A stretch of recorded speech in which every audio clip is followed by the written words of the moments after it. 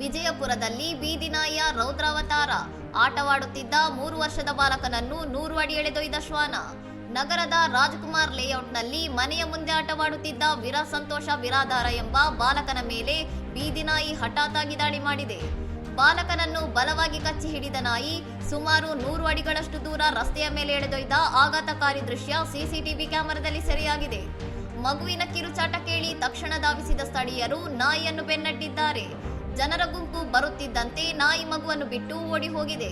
ರಕ್ತದ ಮಡುವಿನಲ್ಲಿ ಬಿದ್ದಿದ್ದ ಬಾಲಕನನ್ನು ತಕ್ಷಣವೇ ಖಾಸಗಿ ಆಸ್ಪತ್ರೆಯ ತೀವ್ರ ನಿಗಾ ಘಟಕಕ್ಕೆ ದಾಖಲಿಸಲಾಗಿದ್ದು ಸದ್ಯ ಮಗುವಿಗೆ ಚಿಕಿತ್ಸೆ ನೀಡಲಾಗುತ್ತಿದೆ.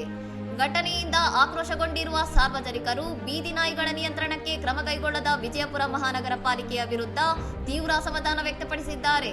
ಇನ್ನಷ್ಟು ಸುದ್ದಿಗಳಿಗಾಗಿ ನೋಡ್ತಾ ಇರಿ ಸವರಂ ಟಿವಿ.